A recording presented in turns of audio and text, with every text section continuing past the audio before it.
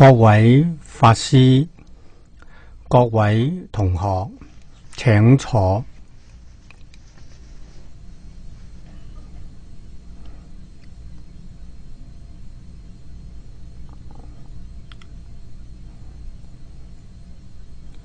請睇《無量壽經》精華第一段。專修普賢大士之德，具足無量行願，安住一切功德法中。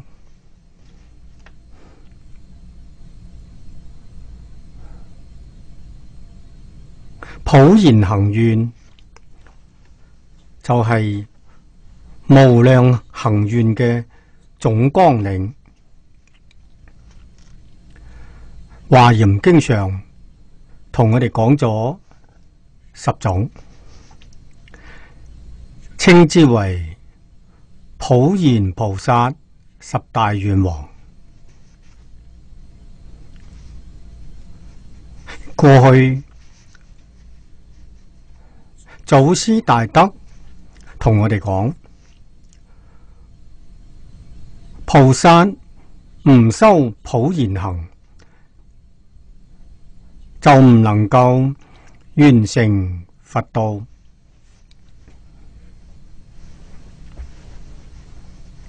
普賢菩薩同一般菩薩差別喺邊度呢？就喺名號之中。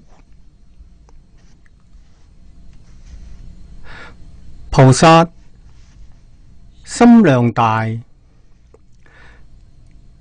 大乘教裏面常講心包太虛，量周沙界。確實菩薩發心包容遍法界虛空界，呢啲係完成佛果嘅基礎。喺形相上為我哋講咗10種，從禮敬到稱讚、供養、懺悔，我哋學過啦。而家我哋睇第5段，隨喜功德，為佛從初發心，不惜生命，捨頭目水乳，修諸苦行，以至成道滅道，所有功德，乃至六趣四生聲聞辟支佛，一切菩薩等種種所有諸善功德，我皆隨順歡喜，故云隨喜功德。前面我哋學過，隨喜功德係對治我哋嘅嫉妒心、傲慢心，呢啲都係嚴重嘅煩惱、嚴重嘅過失。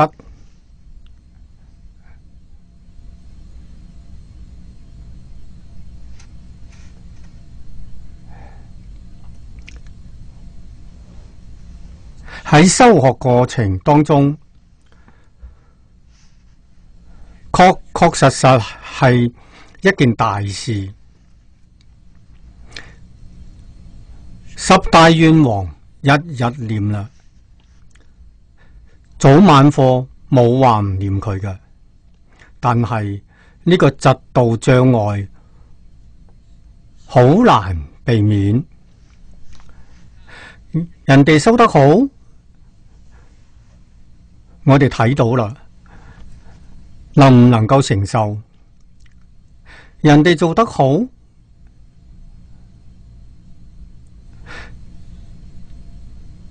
有冇起嫉妒心？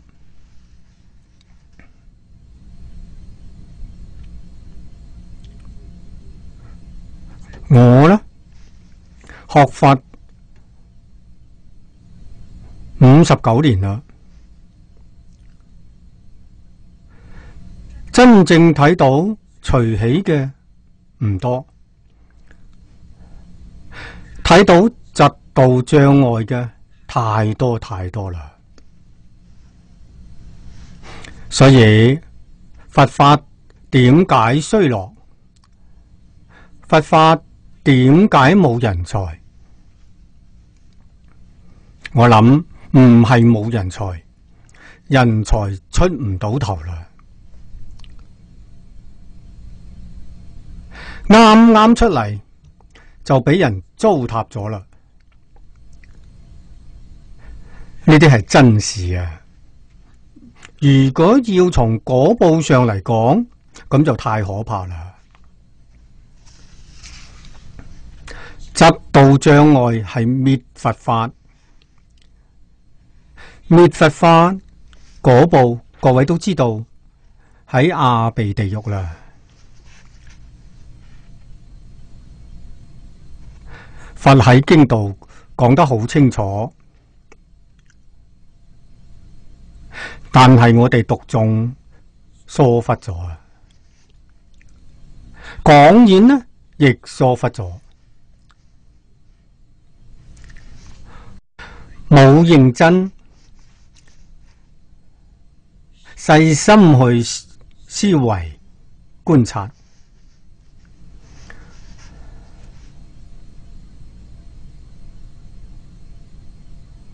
呢一段講得好清楚，從初發心一直到般涅槃，呢度係講諸佛如來所示現嘅八相成道，確實難行能行，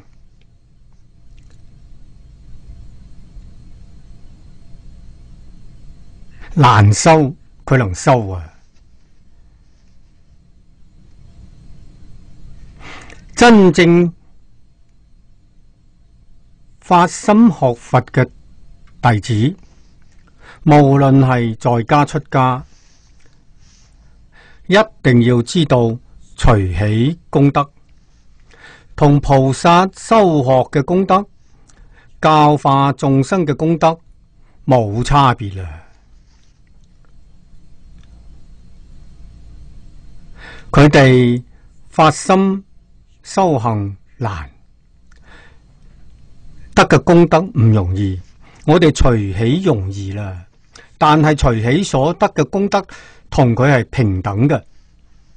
譬如一支蠟燭，佢點着嘅放光，我哋亦係一支蠟燭未點着，我哋借佢嘅光點着，點着之後，我哋嘅光同佢嘅光係一樣嘅。我哋唔單止唔去借光，仲要將佢嘅光將佢吹熄，咁就係嫉妒，咁就係障礙。唔單止自己唔會成就，亦害佢唔能夠成就。我哋試問，我呢個比喻好懂，你將人哋嘅燈吹熄咗，你確實黑暗啦問題，能唔能夠將佢吹熄？確實善根薄嘅人，俾你一障礙，真嘅退心啦，菩薩道難行啦。但係真正發大願，真正能修忍辱波羅蜜嘅，咁就唔同啦。你點障礙佢，佢都能承受得住。呢邊嘅路將佢塞住唔通，仲有嗰邊嘅路。老子所講嘅上善若水，水攔唔住，呢邊攔住流去嗰邊，嗰邊攔住流到呢邊嚟，佢總係向下流嘅。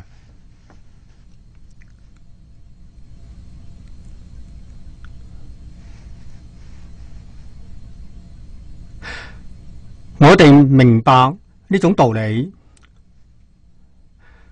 咁最殊勝嘅，睇到人哋發心修行，我哋心裏頭歡喜，隨力隨分去幫助佢，鼓勵佢，成就佢，呢種功德大啦。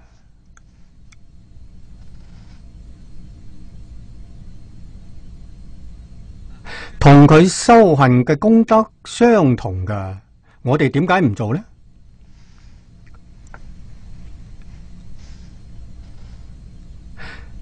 特別係喺現代嘅社會，而家嘅社會好似種種惡行，似乎係現代嘅時尚，已經做得好習慣啦，感覺唔到呢啲係過失，更加唔知道呢種行為係罪業，感覺唔到，都認為咁係應該㗎，人哋唔可以超過我。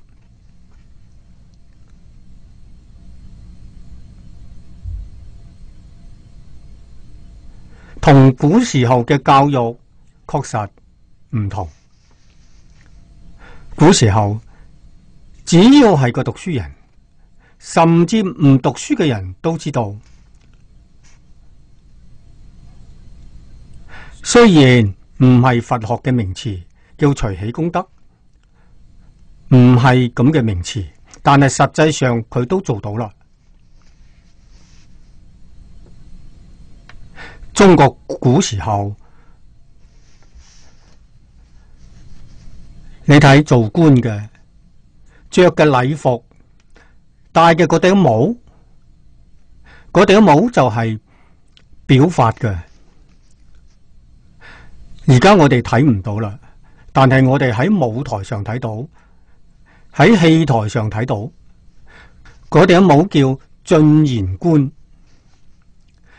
平時我哋叫烏紗帽，呢頂進言冠呢，你睇佢嗰頂帽前面一層低嘅，後面一層高嘅，高出嚟嘅，咁係咩意思呢？戴住呢頂帽，時時諗住提拔後人，希望後人都比我高，咁嘅意思好啊！前面係自己謙虛啦，後面係人哋。希望人哋都比我好，有冇道理啊？有道理啊！喺呢個社會上，人人都比我高，我享福啦。佢哋高人造福，我享福啊！如果人人都比唔上我，我好苦，人哋比我仲苦，咁成咩世界呢？呢種係從前人嘅全心，同現代人啱啱相反。現代人嘅烏紗帽係反過嚟戴嘅，自己好高，人哋都好低，都比唔上我，錯啦。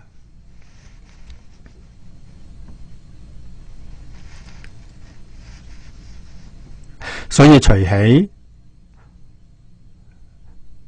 佛菩薩、祖師大德時時教導我哋，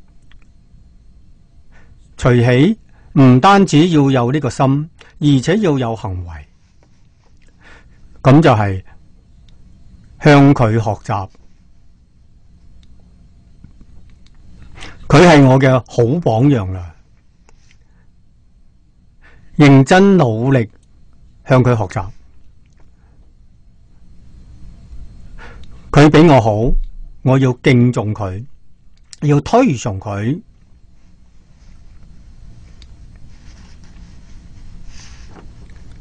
無論喺咩場合，希望佢嚟領導我哋，領導大家。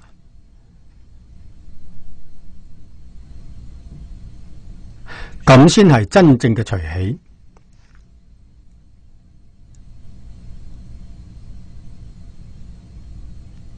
釋迦牟尼佛同我哋做最好嘅榜樣。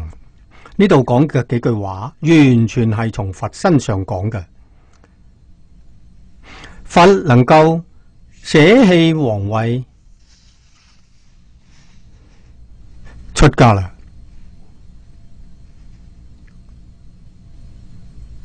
學到啦，我哋從經典度睇到，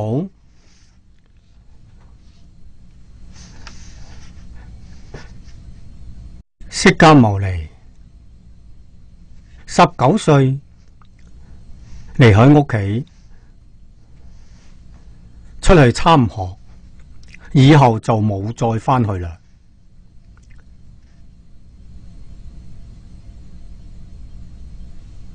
我哋有理由能夠相信，佢絕對唔係19歲嗰一年先發心。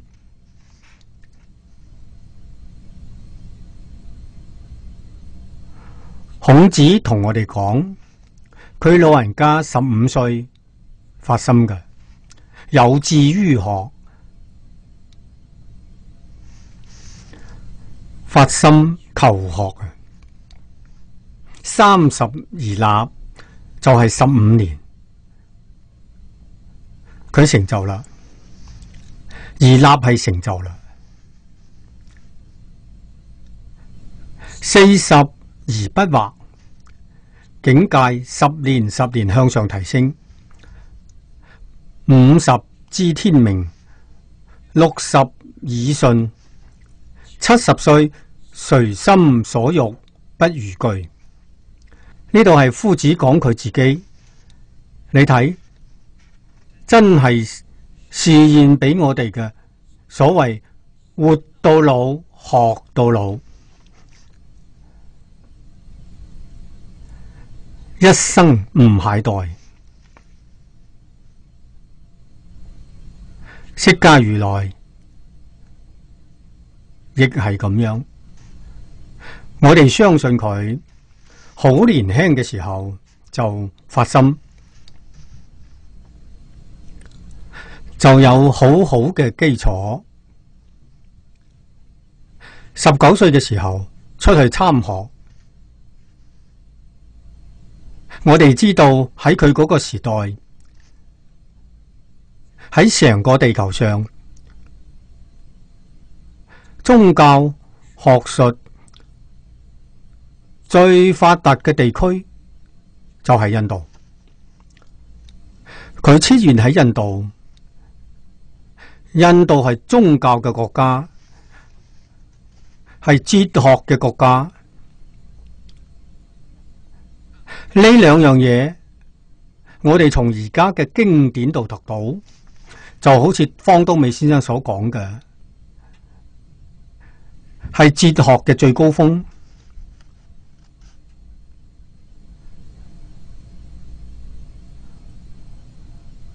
佢出去參學，做學生好苦啊，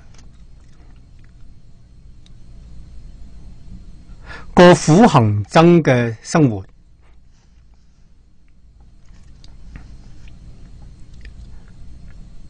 日中一食，樹下一宿，12年中，印度所有嘅宗教佢都接觸過，所有嘅學派佢都學過啦。古印度無論係宗教或者係學術，都着重禪定。我哋知道定生慧，佢係個高度智慧嘅地區。有大智慧嘅人好多啦。禪定能夠突破空間維次，亦即係話，我哋一般人，我哋生活喺三維空間、四維以上嘅空間，我哋就接觸唔到。空間維次喺理論上嚟講係冇邊際嘅。科學家嘅研究，現代科學家，佢哋肯定承認至少有11種唔同嘅空間。呢啲話係黃念祖老居士同我講嘅，佢係學科學嘅。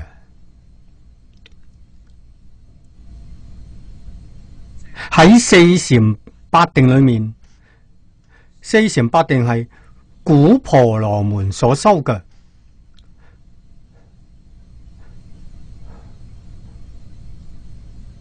到第八定，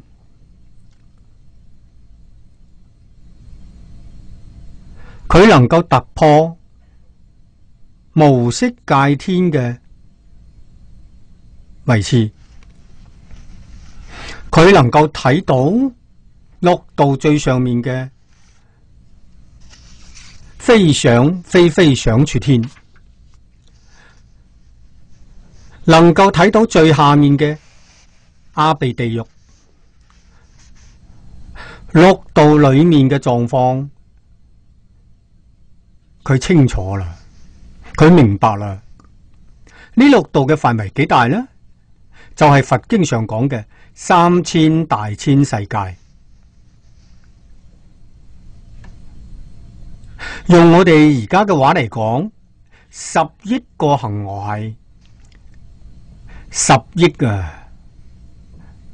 我哋而家科學冇辦法啦，達唔到呢種境界。喺四禪八定裏面，佢能夠達到。所以對呢六道裏面狀況就太清楚啦。咁唔係假嘅，呢啲係佛法裏面講嘅科學啦。科學嘅精神係乜嘢？攞證據嚟。四禪八定有冇證據？有證據。你入，你見到啦。佢有呢種禪定到呢個程度，佢亦睇到啦。你如果唔相信，問下修到第八定嘅人，佢通通知道，咁就唔係假噶啦嘛。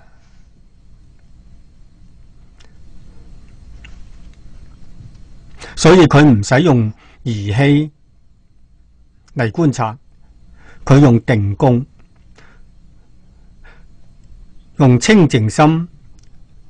佢真嘅睇到啦，佢唔係發夢。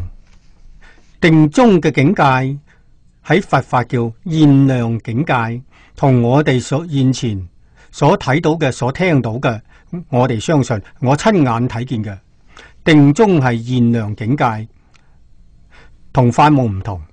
夢中境界佢係督頭意識起作用，但係定中唔係咁嘅。定中完全係清醒嘅意識，所以佢係科學。你冇咁嘅功夫，你見唔到啦。但係喺現代有一啲特異功能，佢哋功夫冇咁深。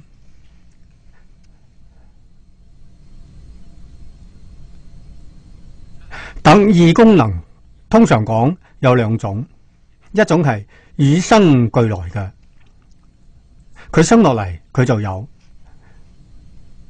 但係佢會失去。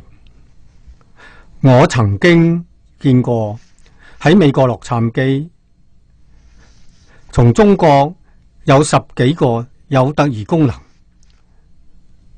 佢哋組咗個團去美國訪問，喺各地表演。佢真能睇到透視，好似 X 光透視。你哋檢查身體，你身體裏面嘅狀況，佢都睇到。咩地方曾經有毛病，佢都可以指出嚟。然後你去檢查，去透視，果然位置一啲都冇錯。我問佢哋都好年輕，20出頭咁上下，都咁年輕。我就問佢：你哋呢種能力會唔會消失？佢話會。我話乜嘢原因消失？佢話如果我哋接觸外面境界太多啦，妄念太多啦，就消失啦。咁講得好有道理嘅。你嘅心越清淨，嗰種能力就越強。心裏面妄念多嘅時候，呢種能力就衰弱。時時起妄念，呢種能力就消失啦。所以佢哋善於保護自己，為咗咁樣，至少所有嘅報紙、雜誌、電視嗰啲嘢，佢哋絕對唔睇。佢如果睇呢啲嘢，睇上1年2年，佢嗰個定力就冇啦，功夫就冇啦。呢種係與生俱嚟嘅。另外一種呢，係修得嘅。喺印度好多宗教都有修定嘅方法，佛門裏面修定嘅方法多啦。各位要知道，經常講84000法門係咩意思啊？法就係方法，門就係門道。可見得佛法裏面講修學法門多啊，方法門道多。咁修咩？通通修禪定。各位要知道，如果佢唔係修禪定，咁就唔係學佛。所以般若經上佛先講法門平等，無有高下。無論用咩方法，達到嘅目標相同，方向相同。咁我哋而家正宗所選修嘅呢種法門，係持名念佛，就係彌陀經上教我哋嘅執持名號啦。我哋用呢種方法，修咩？仲係修定。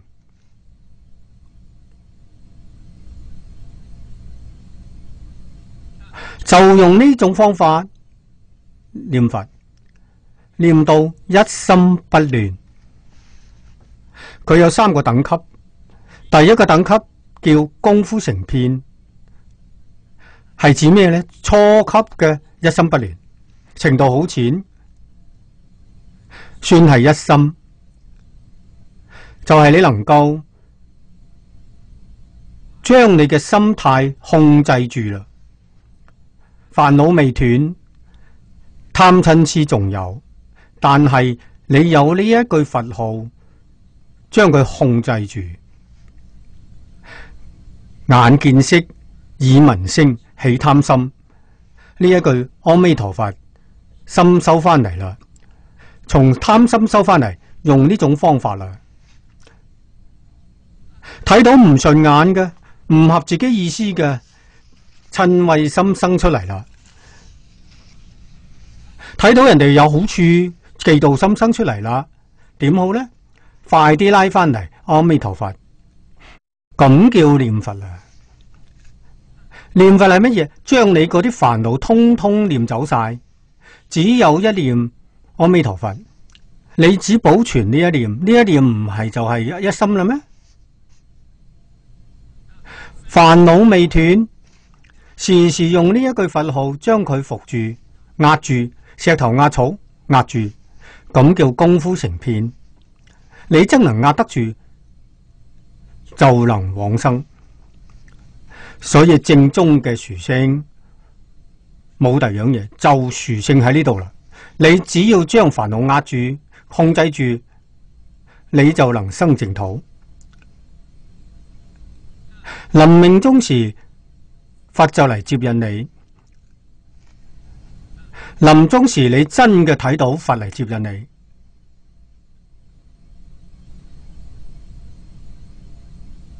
人哋睇唔到，你睇得好清楚，咁就係你已經突破空間維持啦。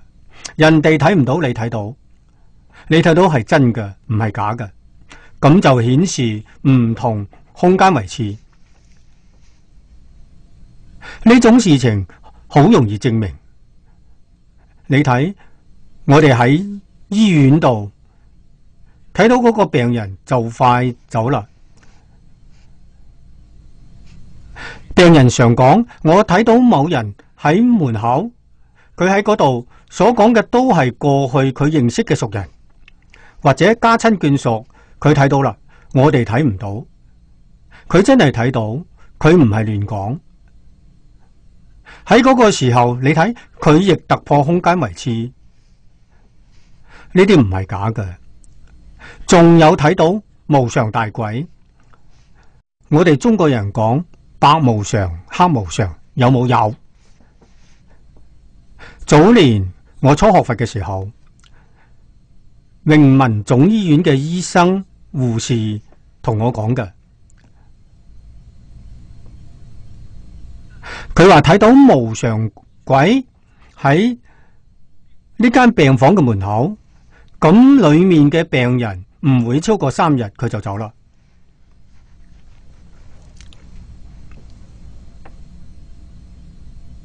所以嗰啲醫生相信，護士亦相信。以前榮民醫院住院組嘅組長同我係同班同學。我哋聚會，佢就同我講呢啲事情，佢話一啲都唔假。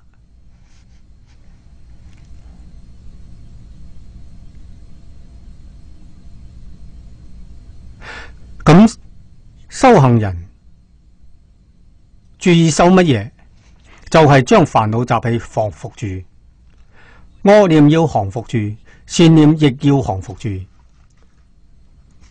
總而言之，清淨心先可以生淨土，嗰個地方叫淨土嘛。心淨則佛土先淨啊嘛。好事要做，壞事要斷除。咁指咩呢？你往生會增高你嘅品位，積功累德。能唔能夠往生？咁真嘅係你心淨唔清淨。做好事唔求果報，心就清淨。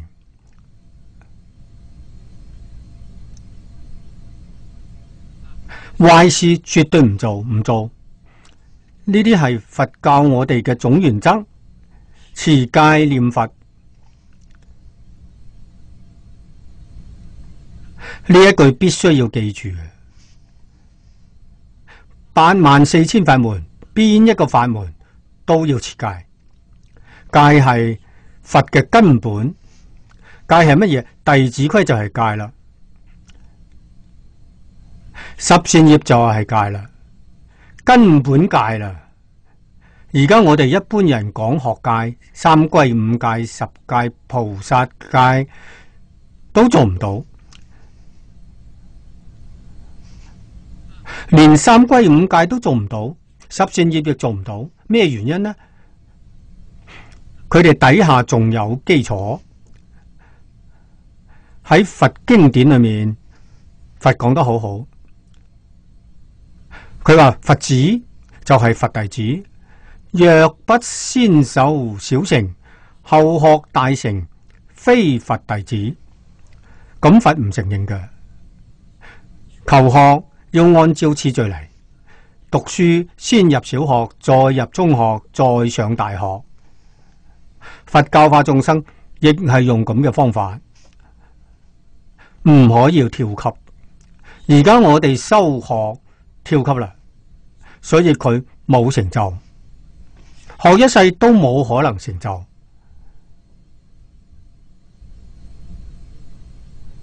如果唔相信，你可以試下，你唔好讀小學，亦唔好讀中學，你去讀大學，睇你乜嘢時候能夠畢業，睇你咩時候能學好。真學得好啦，咁底下嘅就唔使辦啦。辦嗰啲學校唔係就係浪費啦咩？唔得㗎，仲係要從根做起。佛教傳到中國，冇違背佛陀教誨，小乘先傳入嚟㗎。而家我哋嘅大藏經、小乘經同南傳巴利文嗰部大藏一比較，你先知道我哋小乘經翻譯得幾咁完整啊！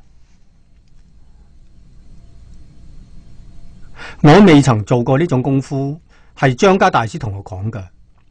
我初學佛嘅時候，佢老人家同我講㗎。佢話巴利文經典比我哋漢傳嘅小乘經大概多出50部咁上下，總共將近3000部，至多50部，你就知道我哋經翻得幾完整。隋唐時候，中國佛教形成10個宗，裏面有2個係小乘。成實宗、俱舍宗，唔學佛嘅人唔知道，學佛嘅人知道嘅亦唔多。喺嗰個時候，學佛要先從呢度入手，要喺嗰度打基礎，先能夠學大乘。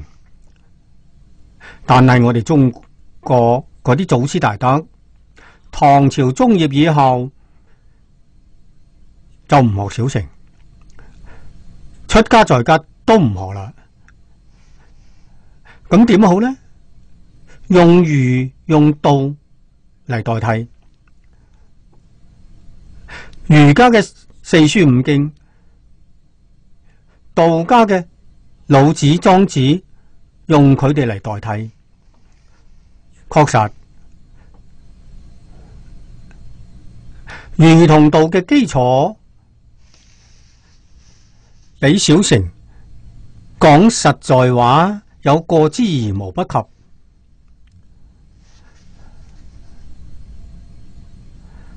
咁嘅狀況，你睇大乘教裏面出家嘅高僧，在家嘅高士，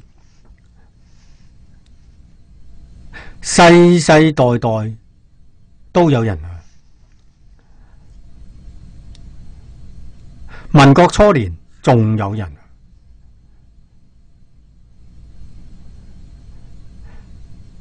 第2次大戰之後就冇人啦。2戰之前仲有人，代代有傳人。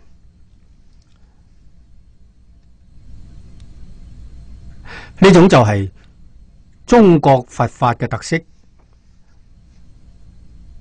佢唔用小乘，但係我哋呢一代同李炳南老居士學經教，佢老人家同我哋奠定基礎，有儒有道，亦有小乘經，所以我小乘經亦學過10幾部。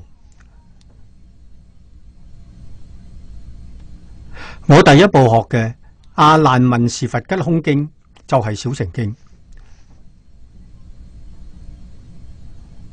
所以根要紮穩，你然後先能成就。呢個根要穩，秘訣就係熟。古人講嘅讀書千遍，其義自見。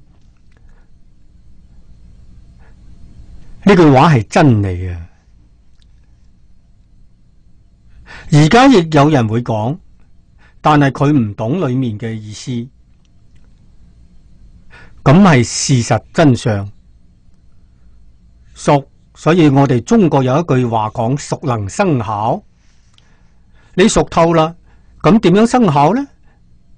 你有誤處，有咗誤處之後，咁就係而家人所講嘅活學活用。佢學一樣嘢，佢無論碰到咩事情，佢都能用得上。佢用活嘅，用活咗就係智慧開啦。智慧唔開，佢唔會活用啦。智慧點開㗎？從定中開㗎。佢學一樣，佢心清靜，佢係定。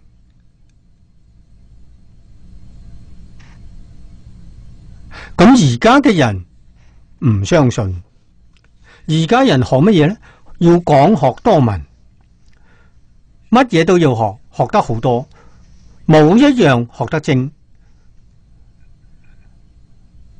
樣樣都懂，一樣都攞唔出嚟。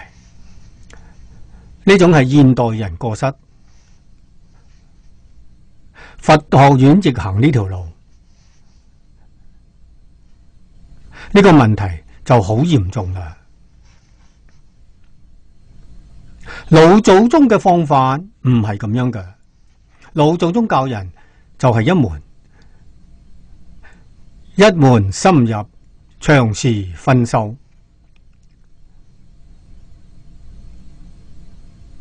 但係老祖宗喺幫人奠定基礎嘅時候，佢係選好多門，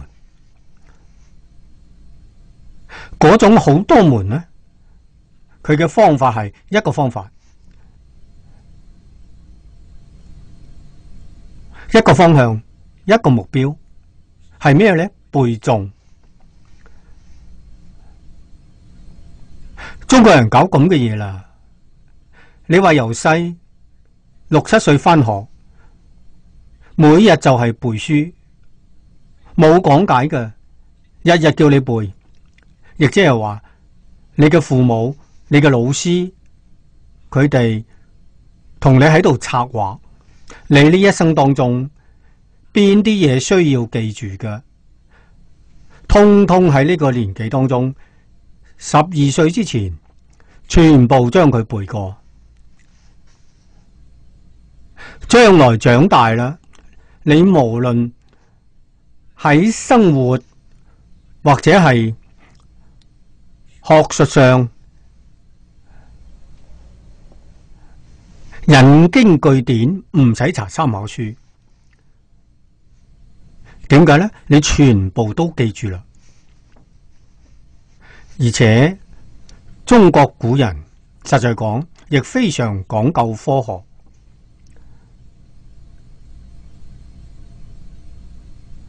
你睇嗰啲經典流通，中國咁大嘅幅員，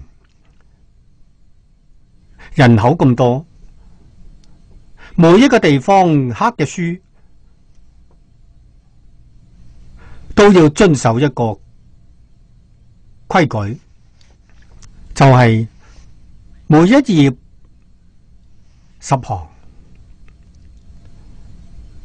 我哋睇佢嗰啲書一攤開係兩面，一頁係雙面嘅20行，一面10行，兩面20行，一行20個字，一行20個字。全國嘅刻板都係咁樣刻法，咁就一樣啦。無論講邊一本書第幾行第幾個字，絕對相同。你能話佢唔科學咩？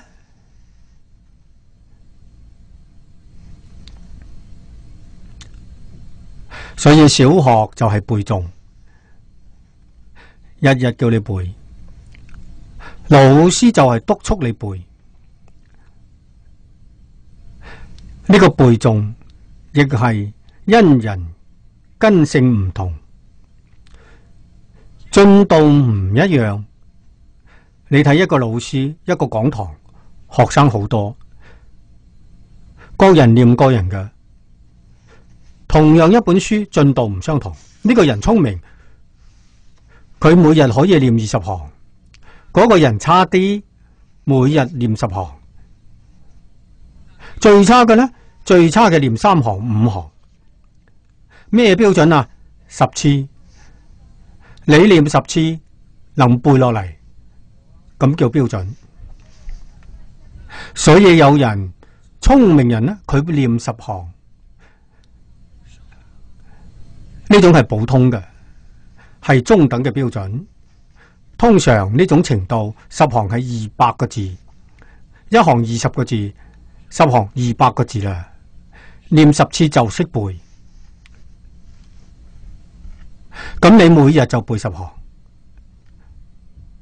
老師督促通常係要背100次，你呢一次背過啦，就到此為止。老師將呢一段書同你勾出嚟，你而家喺學堂度去念100次。如果成績稍為差啲嘅，念200次，你一世都唔會忘記。第二日上堂之前，將前一日嘅先背一次，然後再上新嘅。用嘅係呢種方法啦，唔講嘅直接背。另外，老師教嘅係咩？老師教嘅係身教、生活教育。同各位講，就係而家嘅《弟子規》，老師要做到啊！做俾學生睇嘅，學生返屋企就能夠孝養父母，就知道點樣對待兄弟姊妹，佢都會啦。生活教育，懂規矩，呢種規矩亦即係《弟子規》，最早嘅係父母教。父母亦係身教，從咩時候開始？從細路仔生出嚟嘅時候，生出嚟佢雙眼睜開啦，佢就識睇，佢會聽，佢已經喺度模仿啦。所以中國古人講嘅教兒嬰孩，唔係細路啊，嬰兒啦，啱啱出生噶。從呢度開始，所以母親帶佢3年，到3歲1000日，咁係真正嘅扎根教育。佢將來嘅成就係母親嘅事情，所以母親呢個責任非常偉大。呢個家裏頭有冇人才出嚟？有冇聖賢出嚟？完全喺母親度。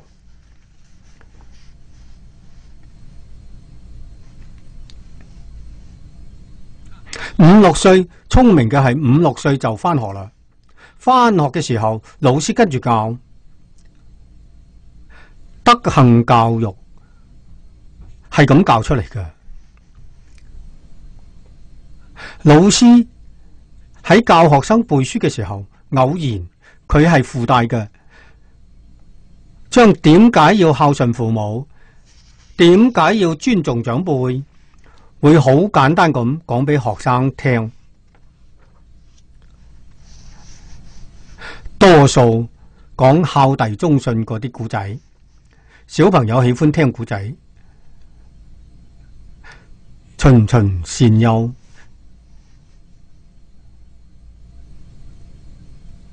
到13歲入太學，所以中國以前冇中學，太學就係大學。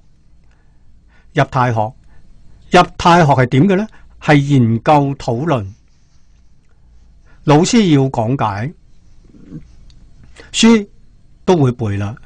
所以講解嘅時候，使唔使課本？唔使啦。老師話第幾章第幾行、第幾頁、第幾行，大家全都知道，老師都背過嘅，學生亦背過啦。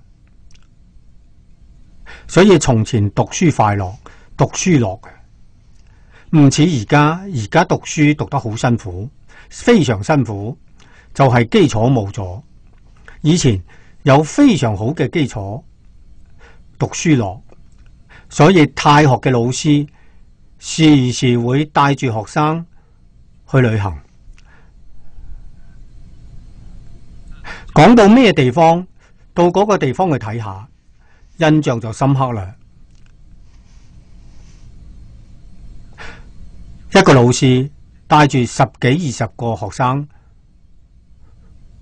去旅行，逛一圈返嚟，幾個月啦，呢部書講完啦，真樂。老師講完之後，同學生喺埋一齊研究討論。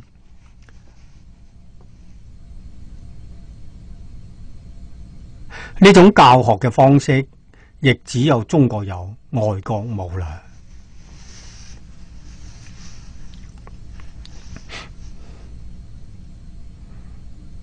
教育德行排第一，倫理道德因果之後，先係學術。學術呢啲典籍都背誦啦。經典裏面確實有哲學，有科學，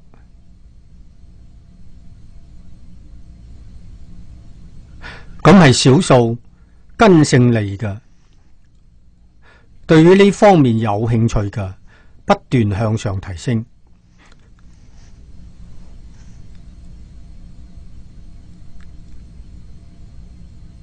所以從發心求學，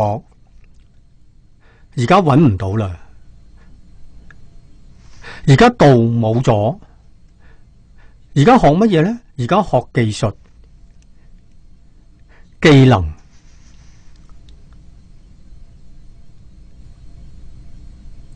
早年孫中山先生講過咁嘅一句話，佢嗰個時代，佢係喺歐美遊學好多年。佢話外國比中國強嘅，超過中國嘅就係科學技術同機器嘅發明。佢話除咗呢啲之外，佢哋都比唔上中國。呢種講法好有道理。喺事實真相，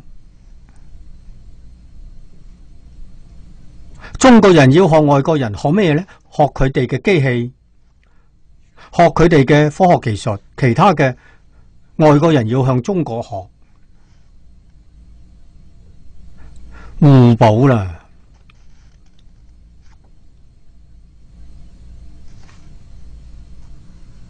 中國確實幾千年嚟禮義之邦、和諧社會，佢係真嘅，唔係假嘅。中國嘅國力喺唐朝時候真係世界上第一強國。唐朝時候，元朝係蒙古人嘅，中國人亡喺蒙古，但係明朝時候又崛起啦。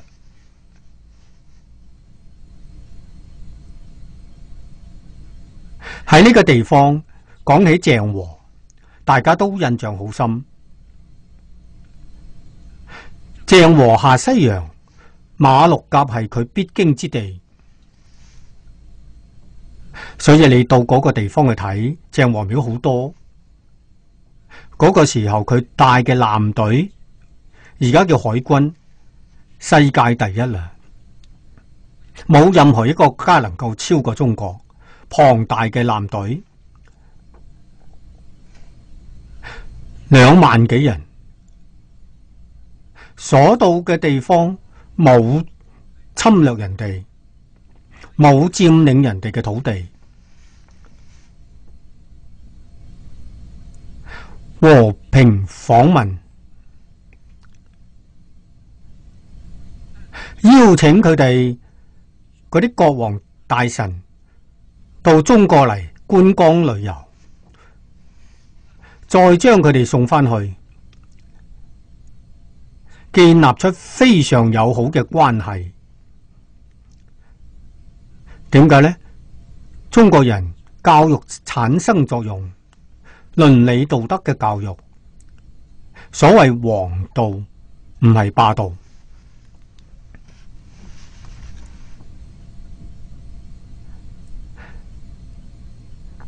釋迦牟尼佛發心捨棄皇位，點解呢？睇到眾生苦，點先幫呢啲眾生離苦得樂？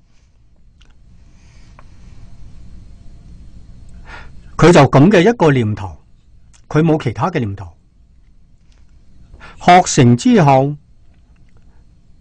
佛法裏面講嘅大徹大悟、明心見性，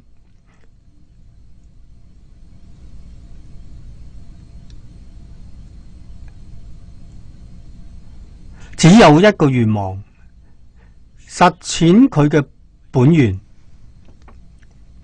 眾生無邊誓願度。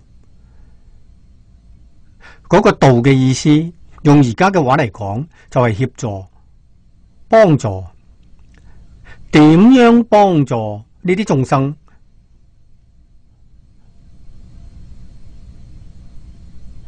幫助佢離苦得樂。苦從邊度嚟㗎？佢明白啦，苦從迷惑嚟嘅。迷咗會點呢？思想錯誤啦，錯誤嘅思想造成錯誤嘅言論、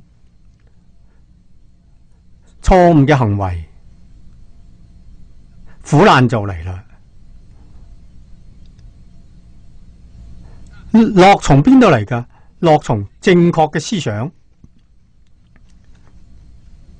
正確嘅思維、正確嘅言論、正確嘅行為，帶俾你快樂啦。而家全世界好多人心目中只知道金錢，嗰啲錢能賺得到咩？錢如果能夠賺得到，孔子早就去做生意啦。佢去賺錢啦，釋迦牟尼佛亦去賺錢去啦，冇咁嘅道理噶。錢係點嘅呢？係你命裏有噶，你命裏冇，你同人哋一樣做生意，佢命裏有錢，做生意就賺錢。你命裏冇錢，你同佢做同樣嘅生意，你蝕本，人哋賺錢。佢嘅命裏頭點解會有錢？我哋嘅命裏頭點解會冇錢？過去生中冇修因，業因果報唔一樣啦。我喺年輕嘅時候，有好多人同我睇相算命嘅，同我講命裏頭有個叫財富嘅，我嘅財富係空空冇財啦。換句話講，做乜嘢你都賺唔到錢，無論邊一行都唔得，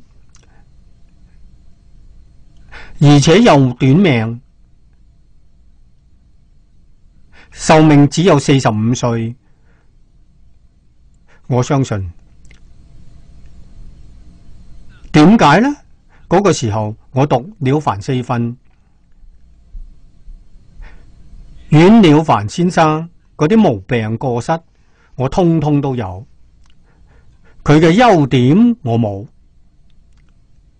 佢嘅缺點我全有。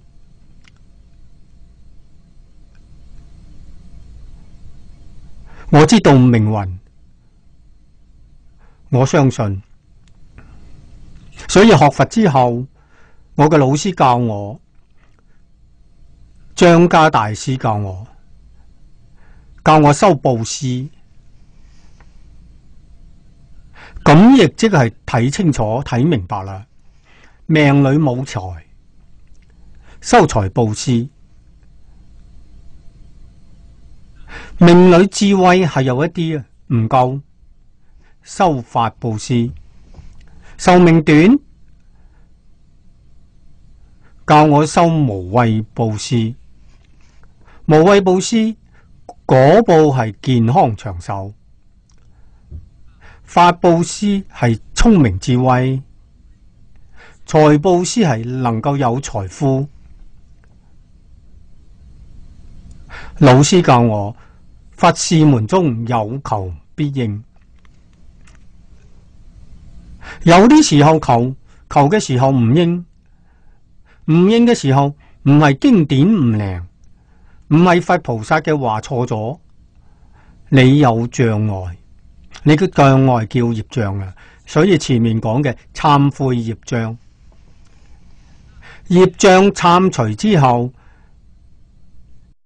你所求嘅就有感應，感應就現前啦。所以嗰個時候，老師同我講得好清楚，但係我有困難。我同老師講，我冇錢，日常生活都過得好辛苦，邊會有錢布施呢？張家大師問我一毫子有冇？我話有，一毫子可以。一蚊呢？一蚊仲可以，你就從一毫一蚊去布施。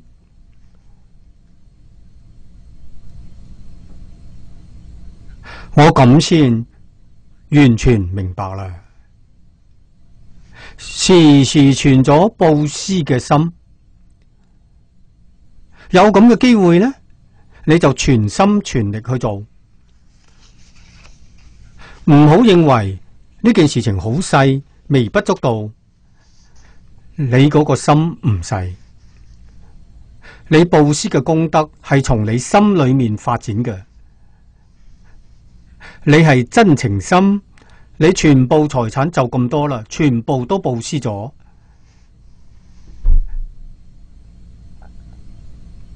咁係圓滿功德。人哋係億萬富翁，布施個幾百萬幾千萬，唔算係乜嘢，佢嘅功德冇你大。點解呢？你係全盤布施，佢係九牛一毛啊，佢比唔上你。咁樣一講，老天爺到底係好公道嘅。窮人亦可以修福，唔係有錢人佢世世代代都富㗎，唔係㗎。窮人亦唔係世世代代貧窮。你只要真肯做，誠心誠意去做，就成功。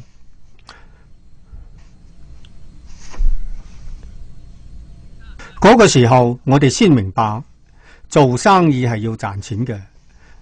如果做生意去布施，你話咁幾好呢？咁佢嘅錢就越賺越多。而家有學佛嘅人懂呢種道理，咁佢做生意睇到好窮嘅人，佢好需要，就算啦，唔收佢嘅錢，佢就布施啦。咁就係啱㗎。佢絕對唔蝕本，佢賺到嘅仲多。佢明白呢種道理，所以財係財布施得嚟嘅。聰明智慧係法布施得嚟嘅。健康長壽係無畏施得嚟嘅。無畏施係乜嘢？化解人哋嘅恐怖，化解人哋嘅憂慮。人哋心唔安，你去幫佢安心。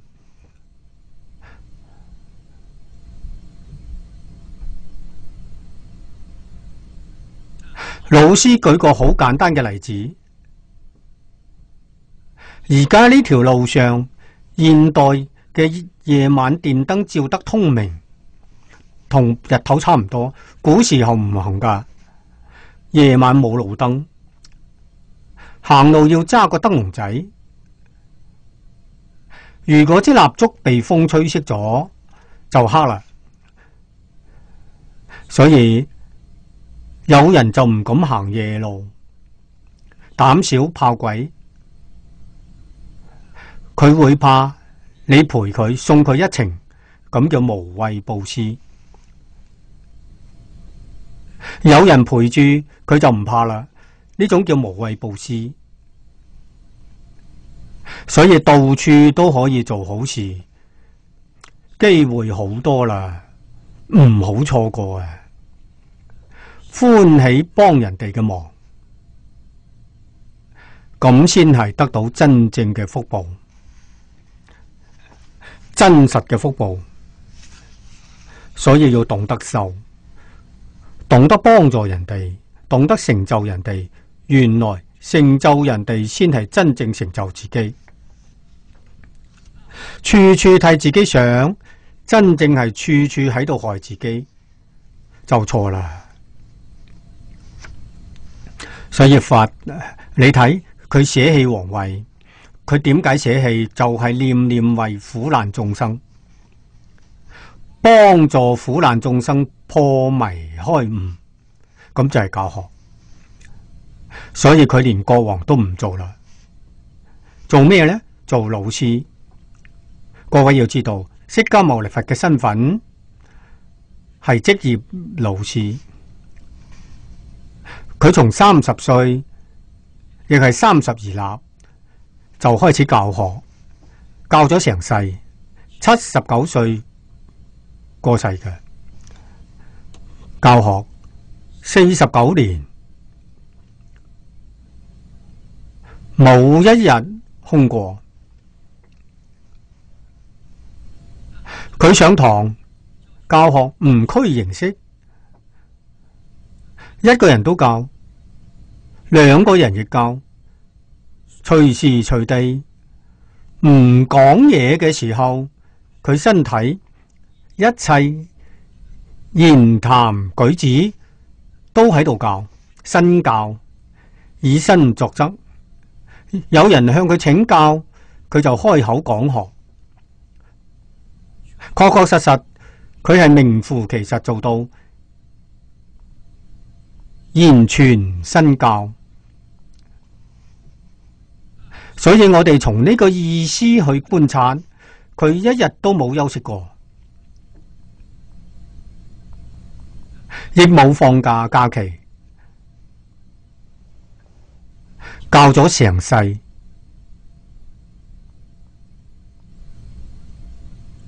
用而家嘅眼光嚟睇佢，佢嘅身份係一個多元文化社會教育家。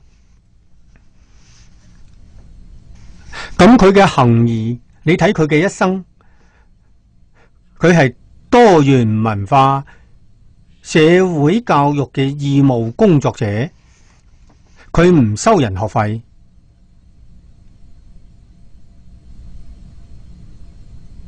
佢每日嘅飲食，佢出去托缽啦，佢唔收人學費。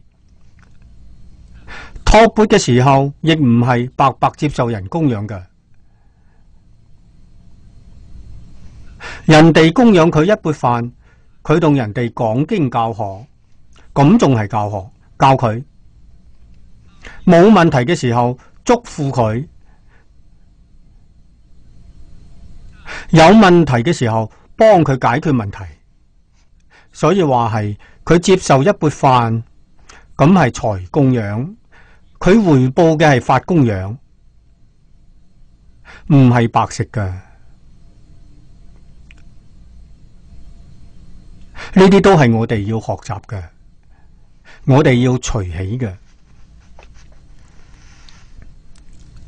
學習非常辛苦，教學亦好辛苦。一生冇喺學校，冇起寺院，都係露天嘅樹林底下。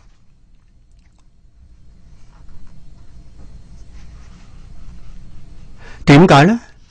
我哋而家先諗得通。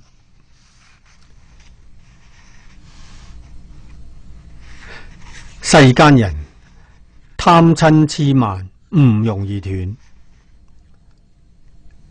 就算好淡薄啦，但係境界現前嘅時候，佢嗰個念頭就生出嚟啦，唔會好平靜。你睇唔出嚟，一有咗呢，貪心就出嚟啦。所以釋迦牟尼佛唔要，一生都唔要。如果佢想起一間學校，好簡單，佢屋企係皇族，唔使揾人哋，屋企會支持佢，咁問題就解決啦。又何況當年在世教學，我哋喺經論度睇到，佢嘅在家弟子裏頭有16個人係做大國王，16個大國王。佢想起個道場，咁唔係好容易嘅事情咩？唔起。國王長者有啲園林別墅，規模好大嘅，請佢去講經教學，佢都接受。佢好隨緣。譬如竹林精舍祇樹給孤獨園，佢都住過好幾年，喺嗰度講經，講完啦，佢就離開，財產還翻俾原主。用而家嘅話嚟講，佢係借用。釋迦牟尼佛有使用權，所有權係事主嘅，佢唔要所有權。啲弟子就唔會爭啦。到時候我哋都要行開，都要離開。呢種示現好啊！後世我哋嗰啲學生冇佛咁大嘅福報。要知道，日中一食，樹下一宿，大福報啊！嗰個身體係乜嘢啊？叫金剛不壞身啊，先能過嗰種生活啊！我哋如果學佢去樹林底下住一晚，第二日就要入加護病房啦，而且係長年累月。你睇80歲圓寂嘅時候，仲喺樹林裏面，你就知道佢哋嘅身體幾好，唔怕風吹日曬雨淋，佢唔怕。呢啲係我哋諗起就非常羨慕嘅。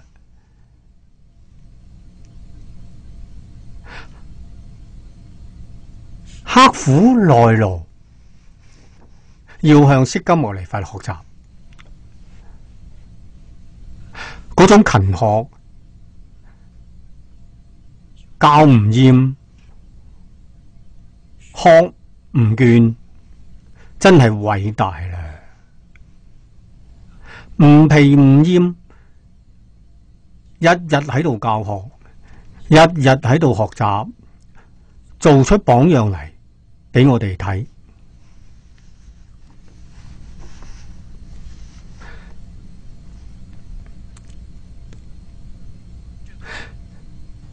寫頭目水腦，咁係真㗎。呢度係釋迦牟尼佛講佢過去生中行菩薩道，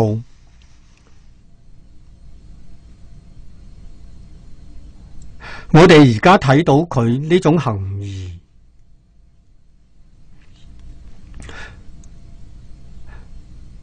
我哋唔會贊同。我哋亦唔會效法。老虎餓啦，你能捨身去餵老虎咩？釋迦牟尼佛真做到咁嘅事情。老鷹餓啦，能將身上肉割落嚟去餵老鷹。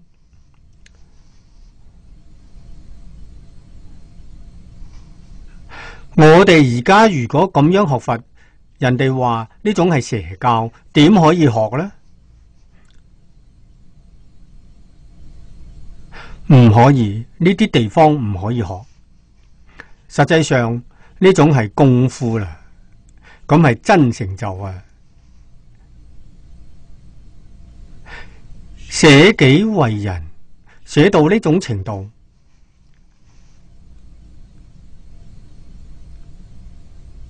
咁做到係主動嘅，唔係被動嘅，唔係有人威脅佢、要挾佢。歌利王割截身體，係喺惡勢力嘅範圍之下，人哋要殺你，要將你凌遲處死，咁係冇辦法嘅。用身體去餵老虎、割肉餵鷹，咁係自發嘅，冇人威脅佢，真係慈悲到咗極處啦。呢度裏面要通達乜嘢呢？身係假嘅，唔係真嘅。呢個身餵老虎啦，立刻就有個更殊勝嘅身。身唔係我，如果唔係真正將我執斷咗，咁做唔到。能做到呢種事情嘅時候，佢唔再執着身係我。身係乜嘢呢？身係我所有嘅，就好似而家我呢件衫係我所有嘅，衫唔係我。邊個願意要我除低送俾佢？咁好慷慨，好大方。佢進一步知道身唔係我，乜嘢係我？靈性係我，靈性不生不滅，咁係真我。身係假嘅。捨身受生得大自在，我哋而家冇呢種自在，因為我哋執着呢個身係乜嘢呢？叫業報身。我哋想捨唔到，你唔想得佢偏偏得到，你自己做唔到主。諸佛菩薩到破咗身見之後，佢能做到主啦。好似《金剛經》上講嘅，冇我相、冇人相、冇眾生相、冇壽者相。後半部境界就更加高啦，冇我見、冇人見、冇眾生見、冇壽者見，唔單止相唔着，念頭都冇啦。所以佢嘅身，實際上佢冇身，佢可以隨類現身，咁就得大自在啦。咁先叫真正嘅我。佛法裏面講我第一個係主宰嘅意思，自己能做得到主，需要現咩身就現咩身，千變萬化。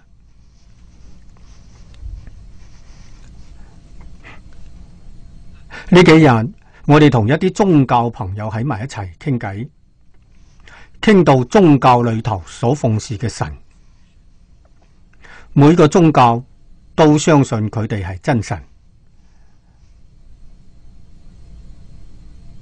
真神創造宇宙，真神主宰呢個人一生嘅命運。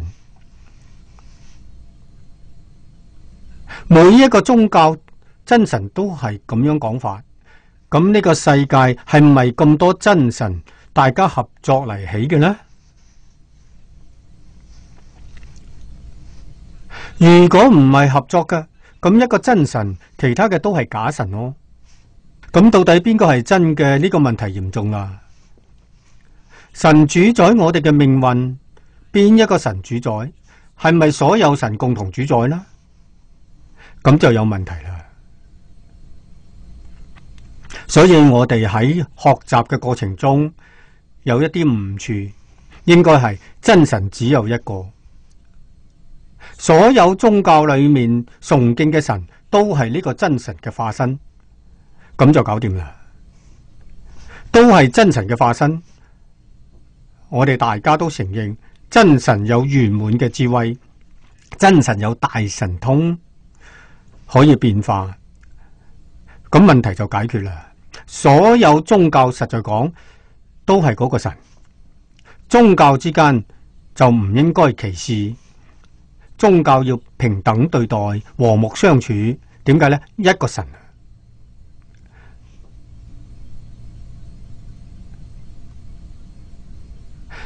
呢一種講法，咁嘅一種睇法，確實好多宗教都能夠認同，都能夠接受，所以宗教可以團結。宗教嘅團結肯定帶俾社會安定和平，所以宗教教育非常重要。佛陀嘅教育唔係宗教教育，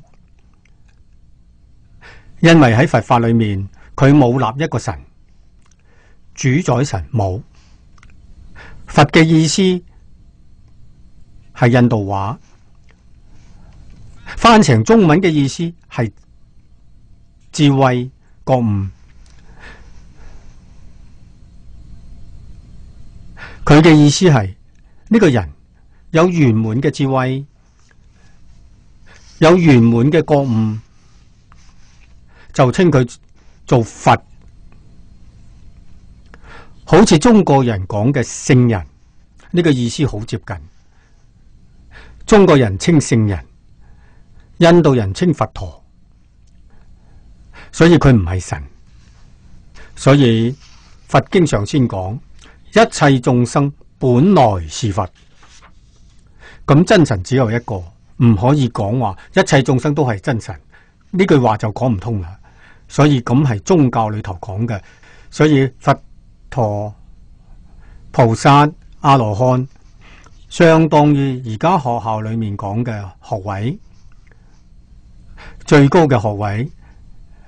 而家學校稱博士，佛就相當於博士，菩薩相當於碩士，阿羅漢相當於學士。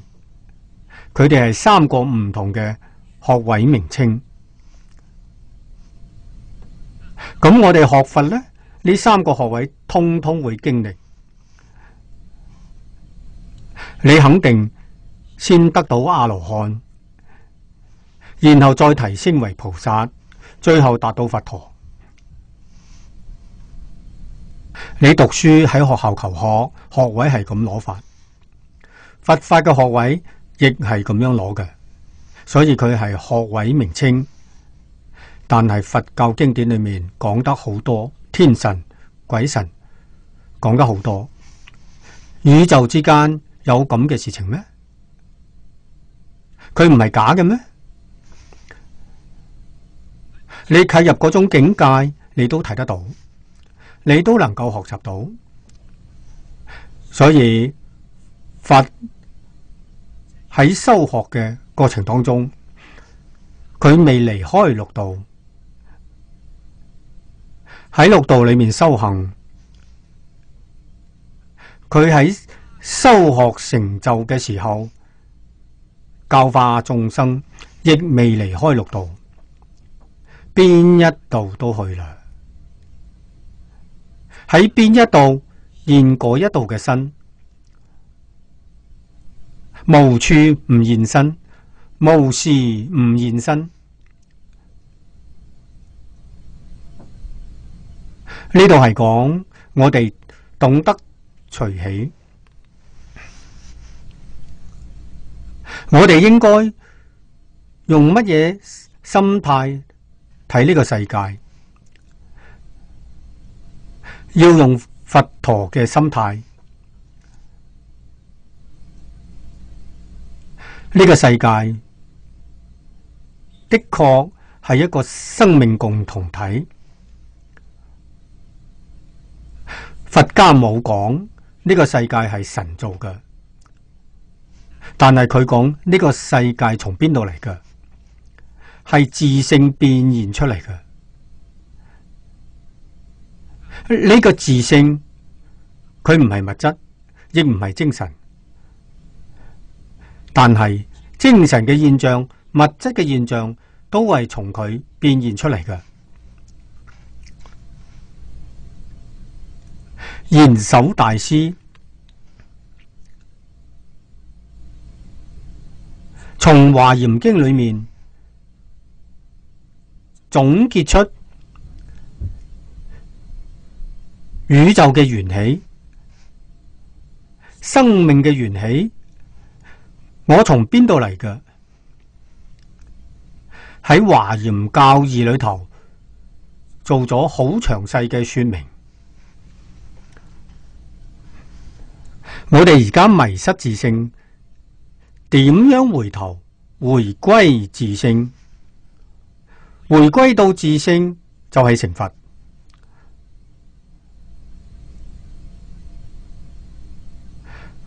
我哋隨順回歸嘅呢一條道路，修學回歸自性嘅方法，咁都叫菩薩。你仲未達到就係菩薩，菩薩係學生，到咗啦，咁你就畢業，咁就稱佛陀。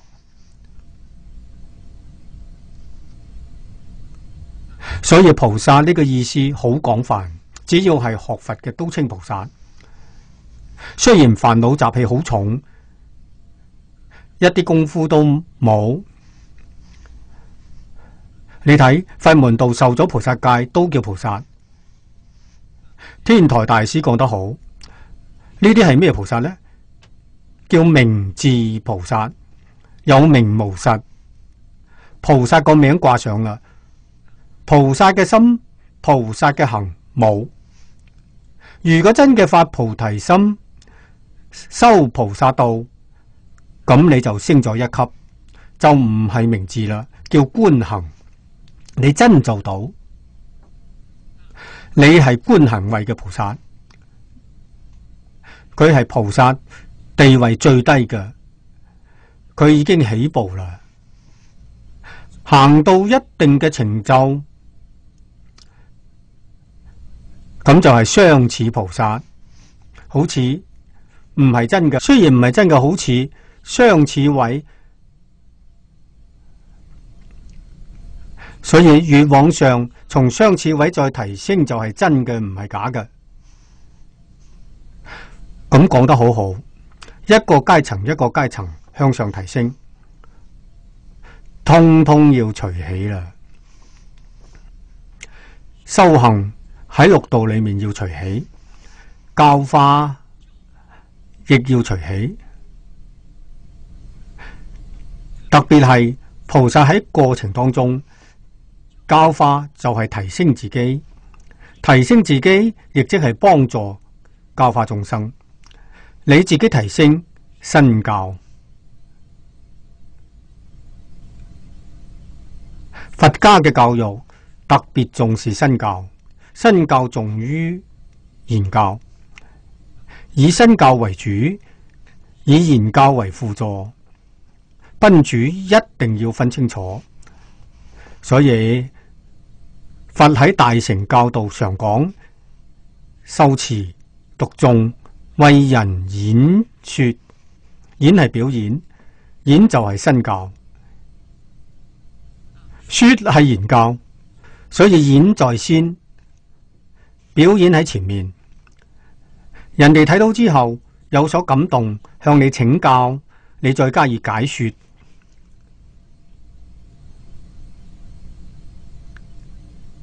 所以時時刻刻諗到宇宙眾生同我係一體，我過去亦係迷而不覺，同大家一樣做作種種罪業。喺呢度輪迴本來冇嘅，自己製造嘅。而家覺悟啦，明白啦，我回頭啦，我亦要有義務、有責任幫助人哋回頭。幫助嘅心係平等嘅，絕對冇分別。但係幫助嘅人唔平等，點解呢？佛道有緣人，咩叫有緣人呢？佢能接受，就係佢相信，佢能理解，佢能接受，咁就係有緣人。呢個人就要全心全力幫助佢。佢唔相信，佢唔能夠接受，暫時唔好理佢，同佢種善根。咩叫善根呢？所以出家嗰個樣貌就係善根。佢一睇到啦，哎喲，呢個係佛教徒。你睇佢心裏有咗佛，無論佢喜歡又好，係怨恨又好，討厭亦好，總而言之，嗰個佛落喺佢心度啦。佢心裏頭有個印象啦，呢個印象叫種子。呢一生唔成熟，來生後世會成熟。咁我哋曉得，遲早你一定成佛。點解呢？你心裏頭有佛啦。雖然仲係非常淡薄嘅種子，甚至係好討厭嘅種子，嗰個佛落喺你心頭，咁就叫金剛種子，用永遠唔壞嘅，肯定你將來會成佛。呢個道理好深，要明了。所以在家嘅佛弟子，我哋出門手上揸住一串念珠，點解呢？同好多好多眾生種咗善根。佢一睇佢就想到佛。我哋唔使講一句話，等佢睇下，佛嘅種子就種落去啦。而家冇緣，將來緣就成熟啦。佢就會嚟學習，只怕佢一生見唔到，聽唔到。我哋要幫佢咁嘅一個忙。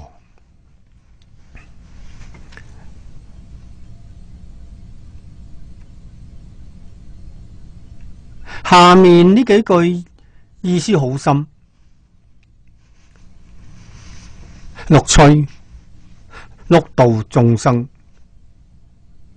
係講乜嘢？佛菩薩應化喺六道，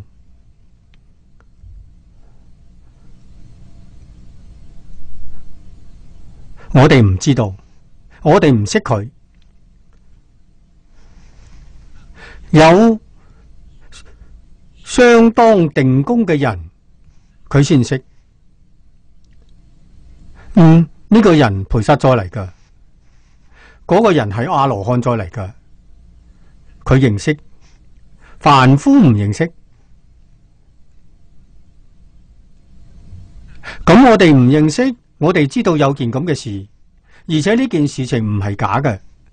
我哋對一切眾生點睇法，都將佢睇成佛，都將佢睇成菩薩，咁就唔會錯啦。菩薩要度烏蠅，佢用人身冇辦法度啦，要現烏蠅身同佢喺埋一齊。嗰啲烏蠅裏頭有個菩薩喺度啦。佢要度螞蟻，佢要變螞蟻身。喺牧場度，你睇嗰啲牛群，佢裏頭肯定有佛菩薩。羊群裏頭亦有啊，豬欄裏頭亦有啦。咁係點講呢？六道四生，我哋唔能夠輕視。所以真正學佛嘅弟子睇到嗰啲畜生都合掌菩薩，真菩薩啱啦。佢唔係菩薩，係畜生啊！佢亦會感動。你稱佢菩薩，佢而家落得咁嘅下場，生慚愧心，佢會生慚愧心，所以小動物我哋時時同佢溝通，佢懂得我哋嘅意思，我哋大家生活埋一齊，共存共榮，希望互相唔妨礙。於是乎，佢嘅生活就好有次序。譬如螞蟻、蟲仔生活喺屋外面，每日我哋都供養佢一啲食嘢，放喺花園裏頭，佢就唔會入嚟屋裏面啦。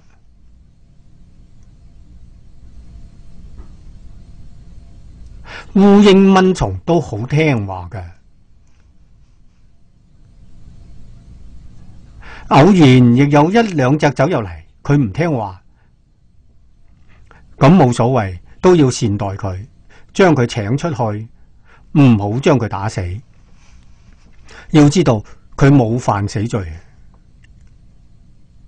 我哋善巧方面將佢請出去就好啦。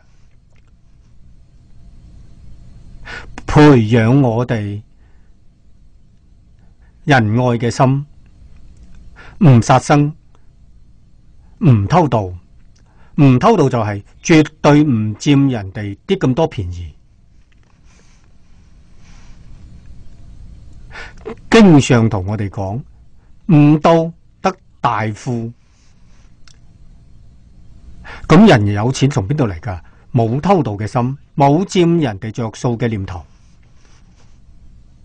呢種人就算而家冇錢，佢內心裏頭富有，肯定佢會發達，佢會大發。點解呢？佢發咗會照顧人哋，貧窮嘅時候都冇道心，冇呢個道嘅念頭。佢有嘅時候，佢點會唔幫助人哋呢？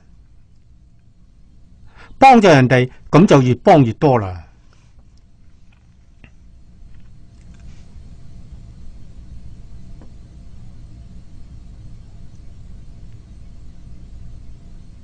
所以好似呢啲事情，我哋都應當隨喜，都應當學習。下面講到聲聞辟支佛，一切菩薩等。菩薩華嚴經上講有51個階級，都係菩薩。好似我哋而家喺學校裏面稱學生，有小學生，有中學生，有大學生，有研究生。佛法亦係咁樣，10順位嘅小學生，10住位嘅中學生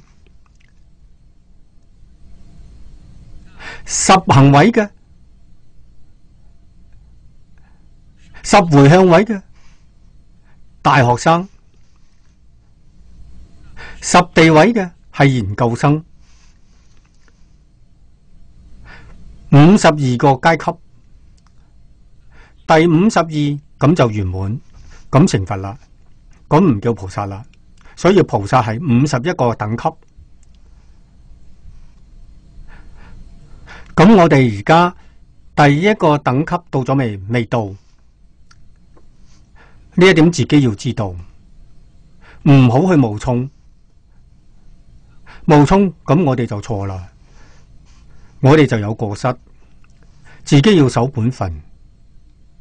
呢幾年嚟，我時時勸勉同學要放下自私自利，要放下名聞利養，要放下五欲六塵嘅享受，要放下貪嗔癡慢。真能做到啦？有冇到小學1年級？未。通通都做到啦。你到邊度呢？你到一年級嘅門口，你未入去，呢一點唔可以唔知道。所以佛法小學一年級唔係用我哋嘅標準，佢要用經典上講嘅標準。經典上嘅標準要破88品見惑，你先係一年級嘅學生，真佛弟子，咁唔係假嘅。真佛弟子，小乘就係初果須陀洹，大乘就係華嚴經上十信位嘅初信菩薩，唔容易啦。88品見惑係咩呢？佛為我哋初學人說法，將佢歸納成5條，咁就好講啦。頭一個身見放下啦，絕對唔會再諗到身係我。頭一個，幾個人能夠放下呢？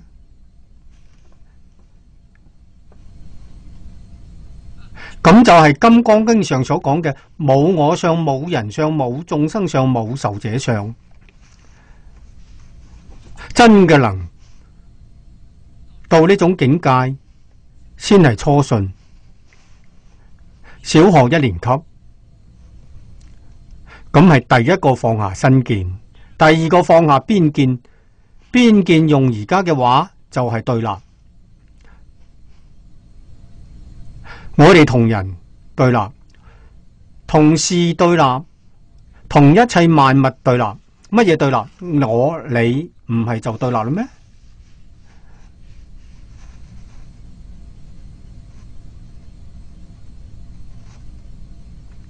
我係人，你係馬，畜生啊！咁唔係就對立啦咩？對立嘅呢種觀念冇啦。對立嘅觀念冇咗，平等。第三個叫見取見，第四個叫戒取見。呢兩種合起嚟，中國人叫成見。主觀觀念，我認為點樣點樣。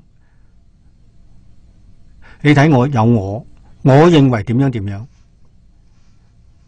就係主觀觀念。咁係錯誤嘅，咁就冇啦。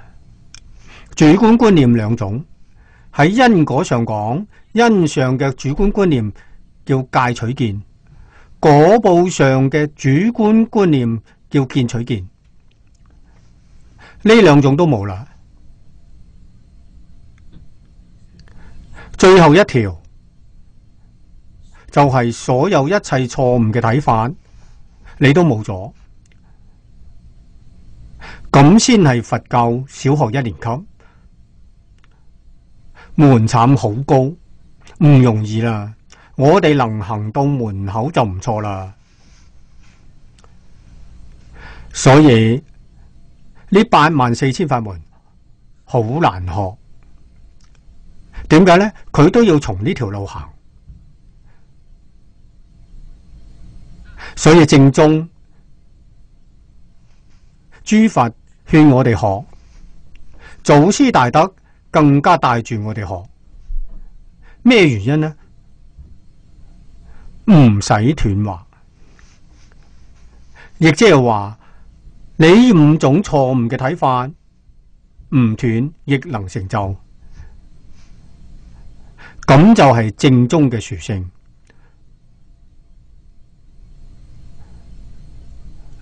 唔斷點樣呢？你能夠伏住，伏比斷容易太多啦。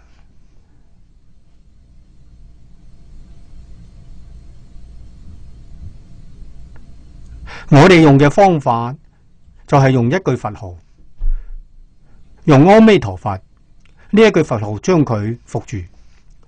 阿彌陀佛係咩意思？阿彌陀佛係自性嘅德號、名號。就係真如本性嘅名號。所以呢幾年嚟，我哋提倡一種正宗超度嘅佛事，叫三時繫念。三時繫念係邊個作㗎？中峰禪師作嘅，佢係元朝時候人。元朝時候喺明朝之前，元朝時候嘅人，中峰禪師佢作嘅，做得非常好。你睇裏面同我哋講得好清楚，講到西方極樂世界自性彌陀唯心淨土。阿彌陀佛從邊度嚟㗎？我哋自性變㗎，就係自己變㗎。我哋同阿彌陀佛係一唔係二。淨土呢？淨土係唯心所現。唯心係乜嘢？清淨嘅念頭現出嚟淨土。我哋心地清淨啦，國土就清淨。佢講得好透徹啦。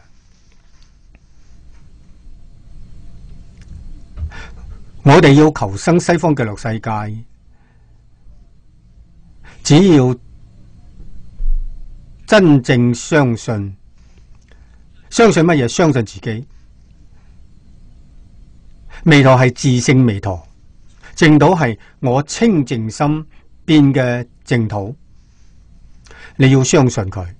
相信西方極樂世界係真有嗰個地方，真有呢種事情。我只要一心想去嗰個地方，邊有去唔到嘅道理㗎？心想事情啦。我哋呢個念力好強，將現前嗰啲妄念將佢放下。呢個強烈嘅念頭喺前面，將嗰啲妄念伏住，妄念未斷，貪嗔癡慢都未斷，只要能控制得住，佢就能往生，生到極樂世界。你到極樂世界睇乜嘢都唔會貪心，貪心起唔到嚟。點解呢？太多啦。而家喺呢個地方，你睇到黃金、金銀財寶，你起貪心；到極樂世界問你要唔要？黃金攞嚟做乜嘢？鋪馬路㗎。你會唔會喺馬路上帶一堆瀝青掛喺身上面？你就唔會啦嘛，佢太多啦。珠寶做咩㗎？建築材料，俾你都唔要啦。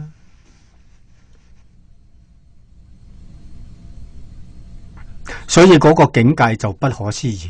你去到嗰個地方，你嘅煩惱起唔出嚟，貪嗔癡慢亦都起唔出嚟。雖有冇對象，對象揾唔到，久而久之自然就冇啦。呢個辦法妙絕啦！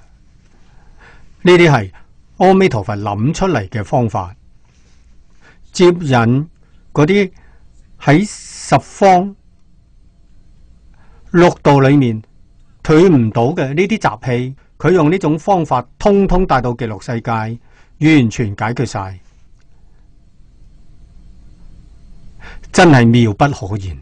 所以無比殊勝，用一句佛號就解決問題啦。所以呢度下面係聲聞辟支佛一切菩薩，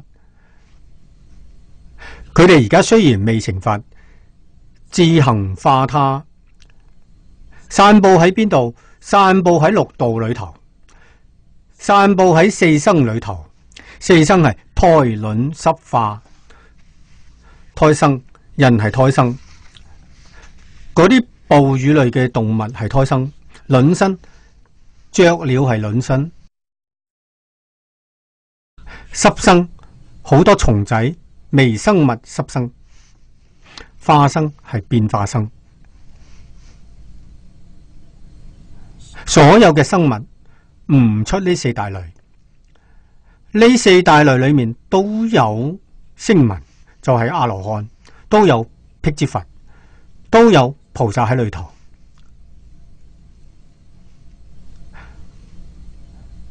佢哋無論喺邊一度，無論現乜嘢身上，佢都喺嗰度修，佢亦喺嗰度教化嗰一類嘅眾生。我哋真嘅明白啦，要隨喜啦，要為佢哋祝福啦。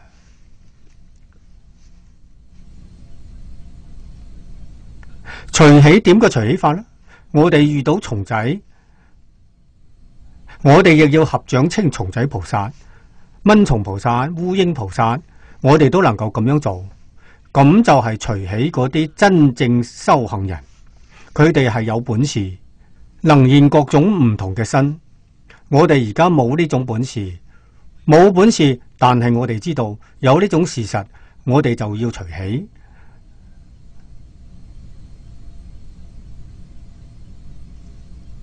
我哋能夠生歡喜心，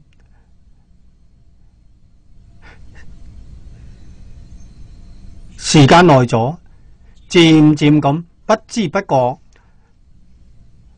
我哋就契入呢種境界。呢種境界係乜嘢？華嚴境界。